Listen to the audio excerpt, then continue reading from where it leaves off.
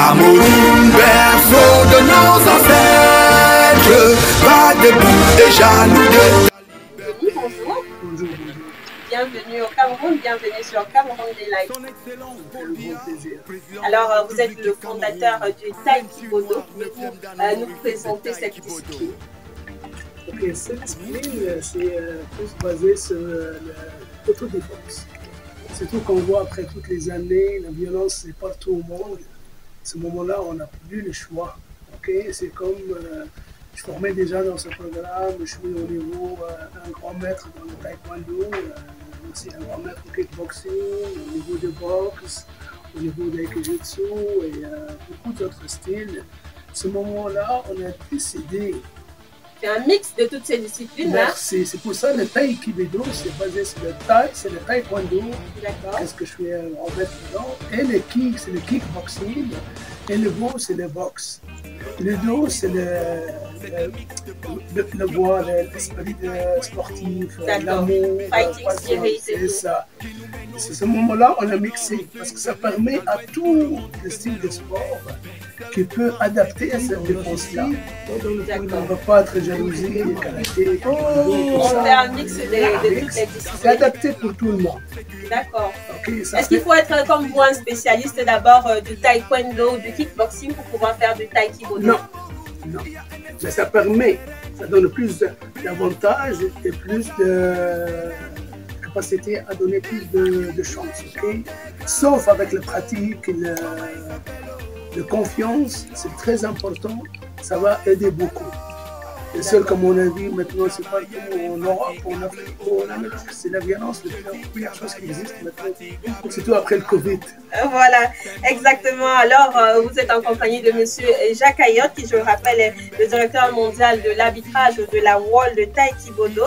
Monsieur Jacques Ayotte, vous êtes au Cameroun depuis quelques jours maintenant. Comment est-ce que le public reçoit cette discipline-là? Quels sont les retours que vous avez de tournée que vous avez entamées? Très positive. Dans un premier temps, j'aimerais remercier la population du Cameroun de m'accueillir. C'est ma première visite en Afrique. Bienvenue. On a décidé de commencer par le Cameroun et on a fait un bon choix. Donc, les quelques stages et quelques rencontres qu'on a eues jusqu'à maintenant ont été très positives, un bel accueil. Il y a des gens qui ont même voulu le pratiquer avec nous dans différents endroits à Douala. Oui, à Douala. Et on devrait continuer avec Yaoundé dès ce soir. D'accord. Donc, il y a un enthousiasme autour de la discipline. Le public voudrait découvrir, savoir les règles, comment est-ce que ça se pratique. Absolument. C'est la différence entre l'art martial qui est pratiqué, la partie autodéfense qui est pratiquée dans les gymnases ou dans la rue si on a besoin d'autodéfense. Et il y a la partie sportive, donc le taekwondo sport, donc on parle de compétition ici. Donc avec des compétitions, on s'entend que ça prend des règles, ça prend des règlements. Donc mon mandat à moi, c'était de gérer cette réglementation-là pour être capable de le pratiquer en compétition et ainsi générer des nouveaux adeptes. On s'entend que c'est la compétition qui fait en sorte que l'engouement s'installe. Oui. Okay? Donc c'est un petit peu le mandat pour lequel je suis ici. D'accord, Monsieur Jacques Ayotte. Alors, Monsieur Mohamed Zenzemi, vous êtes le fondateur du Taekwondo. Vous nous disiez tantôt que cette discipline, qui est plutôt pluridisciplinaire, doit être pratiquée par tout le monde. Est-ce qu'il y a un engouement? La dernière fois, j'ai reçu sur ce plateau Monsieur Nguillaume, qui nous disait justement qu'il y avait une particularité, peut-être de vouloir former les femmes, parce qu'on sait que de par leur physiologie, les femmes sont plus souvent sujettes aux violences. C'est normal, c'est pour ça notre présence ici sur le Cameroun, comme en Europe, partout. Notre objectif aujourd'hui, quand je commençais ce sport-là, c'est tout de défense, ok? C'était plus militaire et police. Et notre réalité, à la fin, on a vu, c'est plus que ça, des monde qui ont besoin de nous. De se défendre. C'est plus les femmes. Oui. La police est un limite, les militaires, c'est une autre chose. À ce moment-là, j'essaie d'adapter ce style-là pour les femmes et les enfants. C'est-à-dire, c'est pas besoin de quelque chose d'être quelqu'un fort, quelque chose.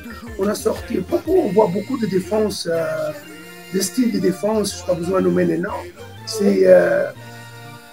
je peux pas dire que c'est pas efficace, mais je peux garantir que pour une femme, elle n'a pas besoin de prendre 1000 heures par jour pour être formée. Parce qu'au moment de l'attaque, au moment de la violence ou quelque chose, il y a un stress qui monte. Oui.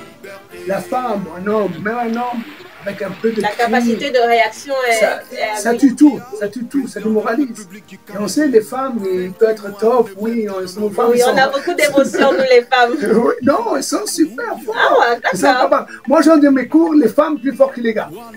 C'est super ça. Même